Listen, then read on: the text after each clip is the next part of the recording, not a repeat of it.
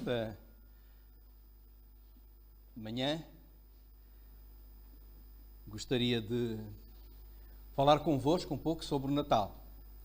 Até parece que estamos na época do Natal, não é? Mês de dezembro, mês em que lembramos o Natal. A palavra Natal significa nascimento. Portanto, o que nós estamos a falar é sobre o nascimento de alguém especial.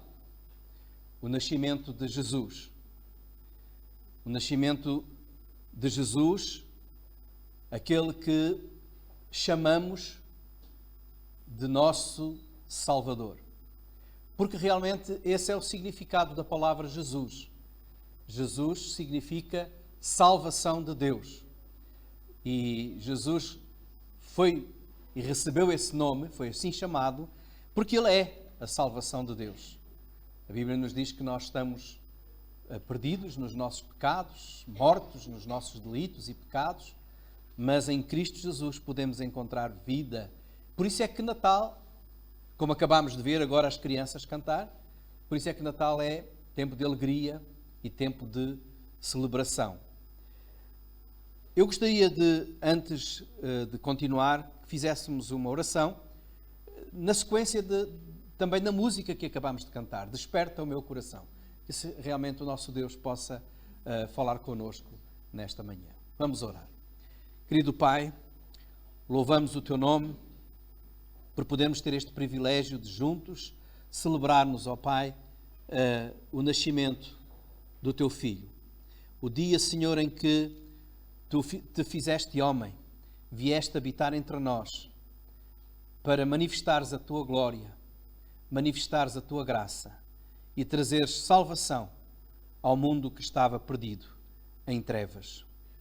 Senhor, nós queremos rogar-te que ao abrirmos a Tua palavra e ao lermos a Tua palavra e meditar nela nesta manhã, Teu Santo Espírito possa despertar os nossos corações e possa falar com cada um de nós, indo ao encontro das nossas necessidades espirituais.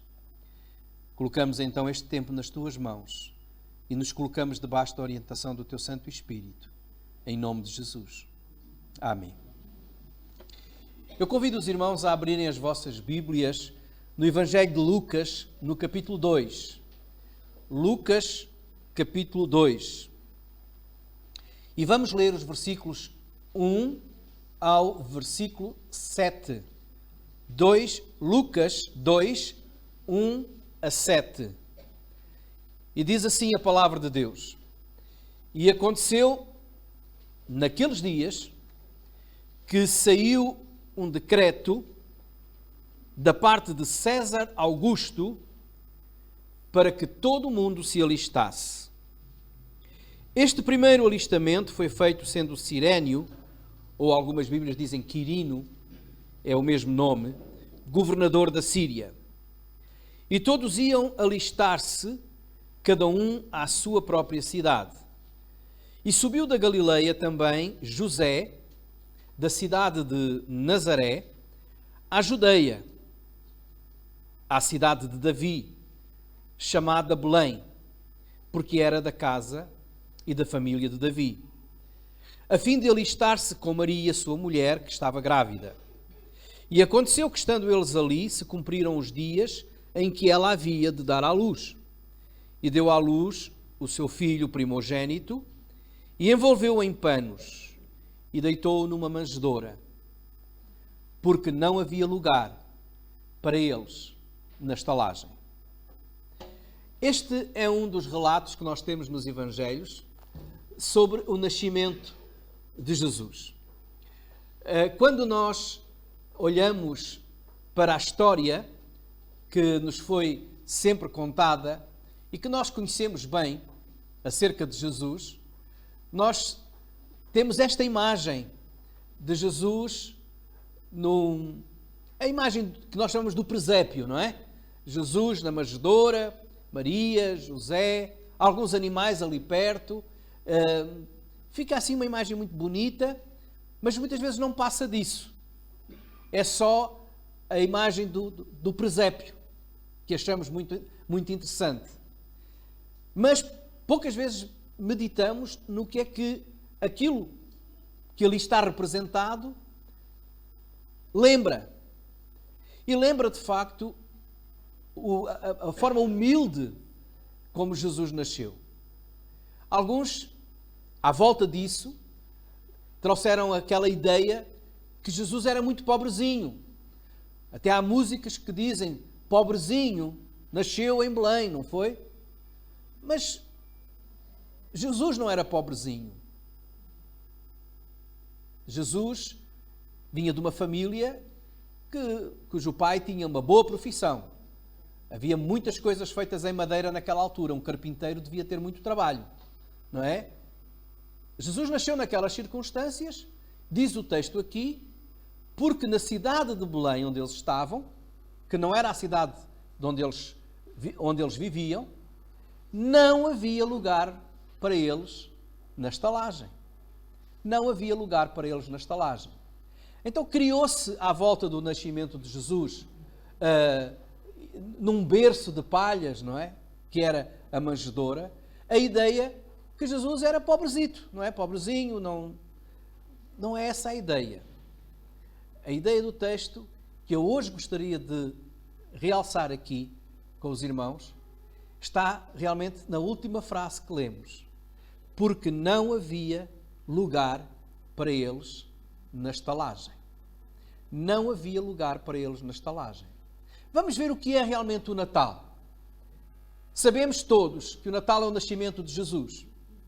Sabemos todos que o Natal é quando Deus se fez homem. João diz que Deus decidiu habitar entre nós, como já foi dito pelo Ken nesta manhã, neste mundo de trevas. Mas quando nós começamos a ler, é interessante vermos aqui alguns aspectos.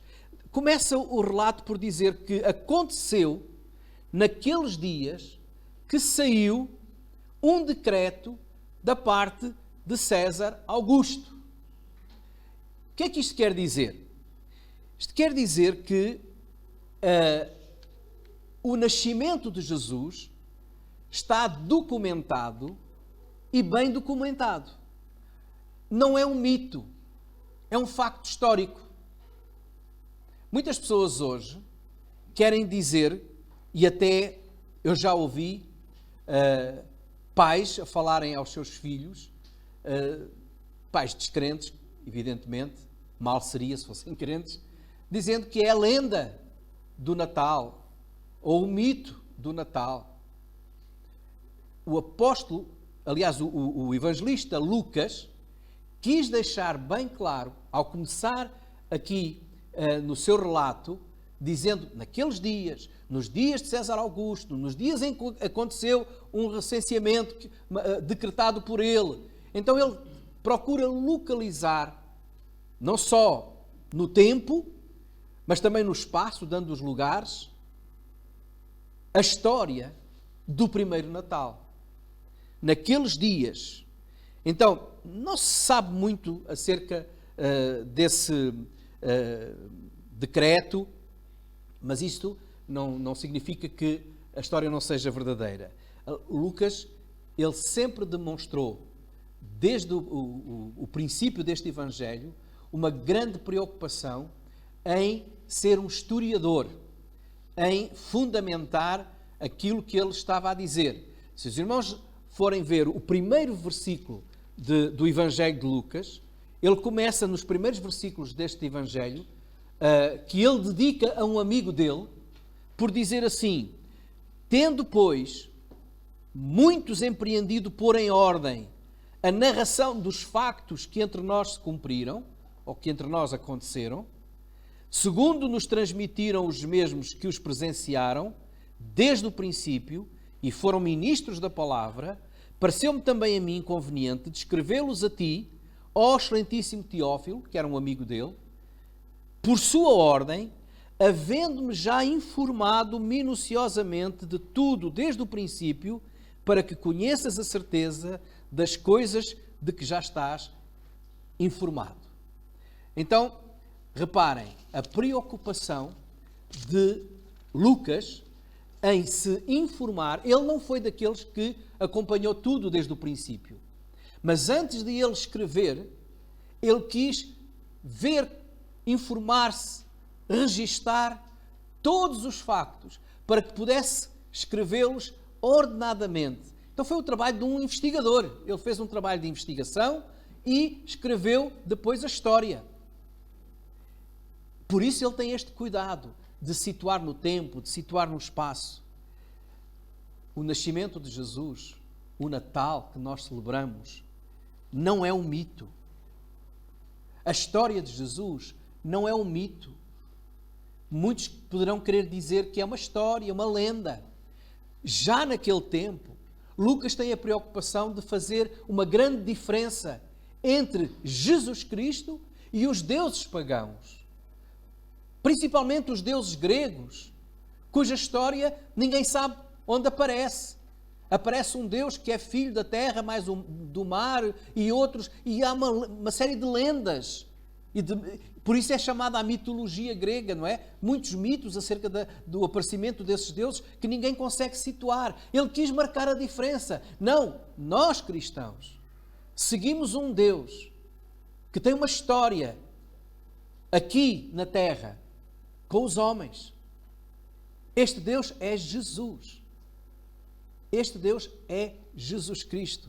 Não é um mito. Está documentado. Jesus era e é diferente de qualquer outro que se apresente como Deus neste mundo. E Lucas tem como objetivo confirmar, mostrar esses factos. Irmãos, hoje, no mundo em que nós vivemos, nós precisamos de levantar bem alto a nossa voz como cristãos para afirmar a nossa fé, mas também uma fé que é fundamentada em relatos históricos. As nossas crianças, hoje tivemos a alegria de ver aqui crianças a participar e a cantarem sobre o Natal. Mas os irmãos não se podem esquecer que as nossas crianças passam uma semana inteira, um ano inteiro, a ouvir histórias de que a história do Natal é uma mentira, é uma lenda, é um mito.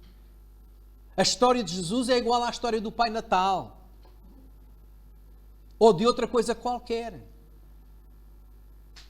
A história de Jesus não é uma invenção como a história dos super-heróis da Marvel. A história de Jesus não é uma história como a história do Pai Natal. A história de Jesus é uma realidade. E nós temos que falar bem alto. E, sobretudo, aos mais novos, que estão a ser bombardeados semana a semana, dia após dia, não apenas nas escolas onde eles estudam, mas nos vídeos que veem, nos jogos que jogam. E parece que é tudo a mesma coisa. E Jesus é mais um super-herói que fica ali no meio. Irmãos, nós temos que ter, e temos uma grande responsabilidade de mostrar aos mais novos. E hoje eu quero deixar este apelo aos pais e aos mais velhos, avós, como eu, de ensinarem os mais pequeninos de que a história de Jesus é uma realidade, não é um mito, é uma verdade. É Deus fazendo-se homem. Nasceu numa cidade chamada Belém. Tem pai e mãe, o pai adotivo, evidentemente. Mas nós podemos dizer onde é que aconteceu. E não é só a Bíblia que fala de Jesus. Historiadores da época, alguns deles nem sequer eram cristãos. Como, por exemplo, um historiador judeu muito conhecido, Joséfo, que fala deste Jesus. E ele nem sequer creu nele. Mas ele era uma realidade. E a sua história é uma verdade. Que homens inspirados pelo Espírito Santo relataram fielmente aquilo que aconteceu. Então a primeira coisa que eu gostava de dizer acerca deste texto, aqui em Lucas, lembrando a forma como é descrito o nascimento de Jesus, é esta. A história do Natal, a história de Jesus, é um facto, não é um mito. E nós temos que continuar a dizer aos mais pequenos, a toda a gente, também aos mais grandes, aos maiores, àqueles que não acreditam nessa história, de que eu creio não numa lenda. A minha fé está baseada não num Jesus mitológico, mas num Jesus real, verdadeiro. Se nós não tivermos esta convicção, a nossa fé é fraca. E não passamos de religiosos. Não seremos cristãos. Somos apenas religiosos, como outros quaisquer. Segundo aspecto que eu gostava de salientar aqui, é que o Natal, e este texto nos mostra isso, é a confirmação da fidelidade de Deus. A Bíblia diz-nos que Deus é fiel. Deus é fiel. É fiel à sua palavra. É fiel às suas promessas. E a promessa que nós temos desde o Velho Testamento é que Ele enviaria o Salvador. E Ele cumpriu. A profecia dizia que Ele haveria de nascer numa cidade pequenina, insignificante, chamada Belém. E Jesus, contra as expectativas até, nasceu nessa cidade. E por que digo eu contra as expectativas?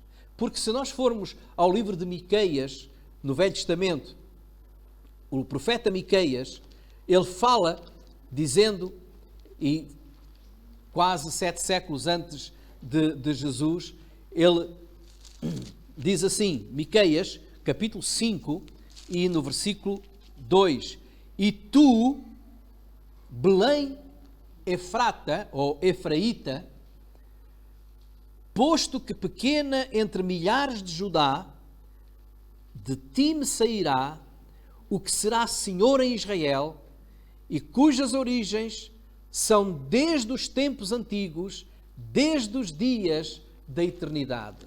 Reparem bem o que 7 séculos antes de Jesus nascer, o profeta dizia acerca desta cidade.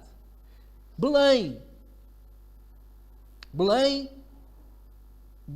Efraíta, que era a região, és a cidade mais insignificante, mais pequenina, mas como em tudo Deus exalta os pequenos. Esta cidade era a cidade também berço do grande rei de Israel, Davi. E aqui o profeta diz, é daqui que vai sair o grande homem, mas mais do que isso, o grande Senhor de Israel. Mas não é um senhor qualquer. Diz que ele vai nascer lá, mas ele é desde a eternidade. Porque o versículo diz, cujas origens são desde os tempos antigos, desde os dias da eternidade. E esse Deus eterno, diz a palavra de Deus, fez-se homem e nasceu em Belém.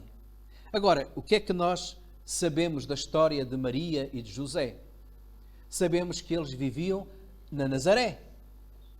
Nazaré era na Galileia, ao norte. Belém era na Judeia, no sul.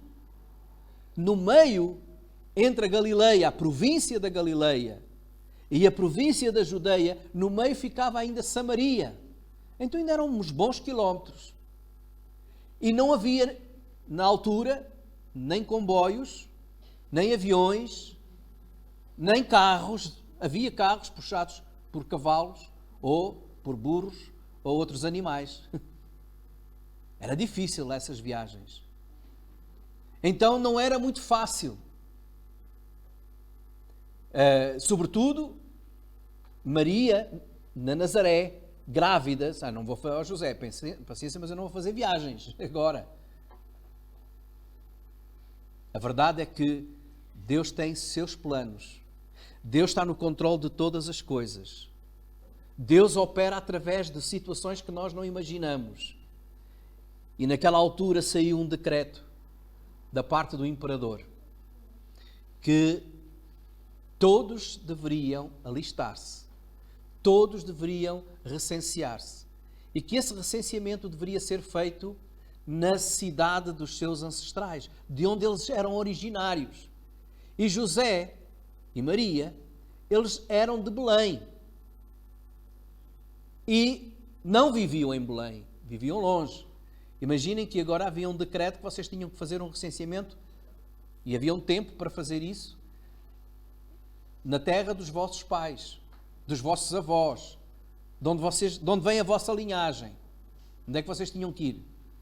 Não é? Tinham que lá correr. Agora é fácil. Mas aconteceu que quando eles foram, eles chegaram lá. Chegaram à cidade que estava prevista na palavra de Deus, porque eles eram da cidade de Belém. O que é que isto nos mostra? Isto nos mostra que realmente Deus confirma, Ele é fiel à sua palavra. E muitas vezes os dados, os acontecimentos, a situação presente pode indicar que vai ser muito difícil isso concretizar-se. Pode indicar que vai ser até mesmo impossível isso concretizar-se. Mas se Deus disse, Ele é soberano e Ele sabe como fazer para que as coisas todas aconteçam. Irmãos, nós sabemos que Deus é um Deus grande, em misericórdia, em poder, em omnisciência. E às vezes na nossa vida nós também podemos olhar para as situações e dizer, não, não é isto. A probabilidade de acontecer é quase que tão pequena, tão ínfima, que não vai acontecer. Se é de Deus, acontece. Se vem de Deus, acontece. Porque Ele é fiel. Assim como se nós agora olhando para trás, se pudéssemos imaginar Maria, vamos imaginar Maria conhecendo todas as profecias, dizendo, foi-me dito que eu ia ser mãe do Messias, do Salvador. Quando o anjo me apareceu, foi isso que disse. Mas há uma profecia que diz que ele vai nascer em Belém e eu estou na Nazaré. Não, não deve ser. É capaz, isto não vai dar certo. Ela não sabia que iria surgir um decreto, que eles tinham que viajar mesmo para Belém e que era na altura em que o tempo se cumpria e que isso aconteceu. Muitas vezes na nossa vida é isto que acontece. E o Natal deve nos lembrar isto. Deve nos lembrar que Deus está no controle de todas as situações. Deus está no controle de todas as atividades. Ele é soberano. E muitas vezes nós podemos pensar, não, isto não pode ser. As probabilidades de Deus responder a esta oração são tão pequeninas, não pode ser. O que eu tenho para dizer, e é uma lição que nós podemos aprender com o Natal, é que se é de Deus, Deus é fiel à sua palavra e vai acontecer. Se é de Deus. A palavra de Deus diz, se Deus é por nós, quem será contra nós? Quem será contra nós? Quando a promessa é feita aos seus filhos, quando nós temos o desejo de concretizar o plano de Deus na nossa vida, as coisas podem parecer que não vão acontecer, é difícil. Volto a repetir, se é de Deus, vai acontecer. Quando Jesus nasceu e depois dele ter já morrido, subido ao céu, deixado a igreja, os cristãos começaram a ser perseguidos e no livro de Atos, logo no início, capítulo 5, nós temos os apóstolos na prisão, eles querendo matá-los, e houve alguém que se levantou e que disse, já outros se levantaram antes e acabou. O líder morreu e isso desapareceu. Portanto, deixem-nos falar. É mais ou menos por estas palavras, não é bem assim, não é? Deixem-nos falar. E aquela voz que se levantou lá no Sinédrio disse, se isto é obra de homens, vai desaparecer como as outras. Agora, se é de Deus, nenhum de nós a pode parar. E é isso que eu digo aos irmãos. Qualquer coisa que nós lutemos ou que desejamos, ou pela qual estamos a orar, nós temos que pensar sempre que a nossa fé é isso mesmo. Se é de Deus, e esta é a nossa fé, conforme diz em 1 João 5,14, se pedirmos alguma coisa segundo a sua vontade, Ele nos vai ouvir. Se é de Deus, quem pode parar? Ninguém pode parar. Terceiro aspecto e último que eu gostaria de salientar aqui neste texto de Lucas é o facto de o Natal, que foi vivido naquele tempo, fica marcado também pela falta de um lugar para Jesus. Termina o texto dizendo que, tendo-se cumprido o tempo de Maria dar à luz, estava na hora. Os irmãos podem imaginar a aflição. Nós não sabemos porque é que eles não tinham lugar na estalagem, mas nós sabemos que a cidade recebeu gente que vinha de fora. E quando José e Maria procuraram um lugar na estalagem, provavelmente era a única estalagem daquela cidade, não havia outra. Não porque era uma cidade pequena, insignificante, não tinha muito turismo, não é? Portanto não tinha muitos hotéis. Então o que aconteceu foi que quando eles procuraram lugar, não havia lugar.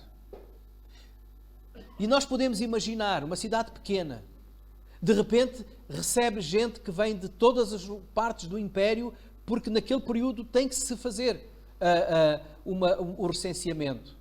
É claro que eles não faziam aquela viagem para chegar lá, fazer o recenseamento e voltar. Iriam aproveitar para ver algumas familiares, iriam ter tempo para ficar naquela cidade. Então as coisas demoravam muito mais tempo. A cidade ficou muito agitada, com muita gente. As casas dos familiares que ainda se conheciam receberam. E já não havia lugar. E era urgente, porque estava na hora de Maria dar à luz. Imaginem a aflição de Maria, já com dores. Imaginem a aflição de José. E agora, para onde é que a gente vai? Nós sabemos que acabaram por entrar num lugar onde os animais ficavam e Maria teve ali o seu filho primogênito. Envolveu-o em panos e deitou-o numa manjedoura, porque não havia lugar para eles. Cidade cheia de agitação, cidade cheia de gente, cidade cheia de movimento, mas cidade cheia de indiferença a uma mulher, a uma família que estava na hora de ter um bebê e ninguém dizia, não há, simplesmente não há. E não queriam saber. Ninguém disse, olha, nem que seja aqui na minha casa, saio da minha cama e ficam vocês aqui. Ninguém disse nada. Não havia lugar para Jesus. Ninguém se deu lugar a Jesus. Por isso Jesus nasceu num lugar humilde. O que tem a ver com a sua missão. Em Filipenses, no capítulo 2, versículos 6 a 8, da carta do apóstolo Paulo aos Filipenses, no capítulo 2, versículos 6 a 8, diz que ele, este Jesus que nasceu e foi deitado numa manjedoura, nasceu num lugar humilde, a sua história é uma história de humildade. Diz, o versículo 6, sendo em forma de Deus, não teve por usurpação ser igual a Deus, mas aniquilou-se a si mesmo, tomando a forma de servo, fazendo-se semelhante aos homens, e achado na forma de homem, humilhou-se a si mesmo, sendo obediente até à morte e morte de cruz. Esta é a história de Jesus. O Verbo que estava no princípio com Deus, como diz em João. O Verbo que se fez carne, que habitou entre nós, fê-lo sempre demonstrando e de uma maneira humilde. Ele que era Deus, ele que tinha e que gozava da glória de Deus, porque Ele era o próprio Deus. Ele deixou a sua glória, humilhando-se, fazendo-se homem. O acto de se fazer homem, ou seja, o nascer, o Natal, é Deus fazendo-se homem. Só isso já é a primeira humilhação, não é? A primeira lição de humildade. Ele limitou-se às limitações que os homens têm, que os seres humanos têm. O Deus infinito, eterno, omnipotente, omnisciente, omnipresente, agora limita-se à condição de homem por amor a nós. Foi humilde do princípio ao fim. Viveu em obediência ao Pai até à morte. E diz aqui Paulo em Filipenses, a morte de cruz, que era a morte mais humilhante da época. Tudo isto começou no primeiro Natal. No primeiro Natal, aí vemos a humildade de Jesus. Jesus tornando-se homem, humilde, para quê? Para trazer salvação aos homens. Ele abdicou de toda a sua glória, de todas as suas prerrogativas divinas, para viver entre nós, como nós. E como já foi dito aqui hoje, deixou toda a luz que Ele é, para viver nas trevas, para nos tirar das trevas e nos levar consigo para a glória eterna. Hoje, meus irmãos, vivemos num mundo muito agitado. Somos, à semelhança das pessoas que estavam em Belém naquela época, também muito contagiados pela agitação deste mundo. Provavelmente muitos de nós que aqui estão já estiveram a viver nas agitações dos centros comerciais e das lojas, comprando presentes, preparando a ceia de Natal, fazendo muitas outras coisas, neste barulho que este mundo vive e nesta agitação em que este mundo vive. Mas que haja uma diferença entre nós. É que este mundo tem lugar para tudo, menos lugar para Cristo. Não há lugar para Jesus. Mas nós temos que fazer a diferença. E temos que falar da diferença. Tu tens que ter lugar para Jesus. Porque Ele veio para viver no teu coração e no meu coração. Ele veio para viver no teu lar e no meu lar. Ele veio para viver na tua vida, na minha vida. Que lugar tens tu para Jesus? O Natal não faz sentido se Jesus não estiver presente. Nesta manhã, ou nessa noite em que Jesus nasceu, lá em Belém, o Natal aconteceu apenas naquele lugar onde estava a manjedoura. Fora, não houve Natal. Houve muita agitação, houve muita coisa. Mas Jesus estava lá, naquele cantinho. Muito barulho, mas ali estava sossego. Havia paz, tranquilidade. Talvez uma criança a chorar. Mas Jesus estava ali. Era a sua presença. Como é que vai ser? Eu fico triste quando às vezes ouço cristãos, crentes, dizerem: este ano não vai haver Natal. Este ano o Natal não tem sentido. Não tenho fulano comigo, não tenho isto, não tenho aquilo, não vai haver Natal.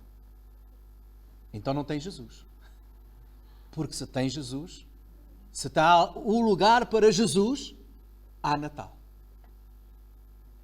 Então, naquele tempo, diz o texto, não havia lugar para Ele.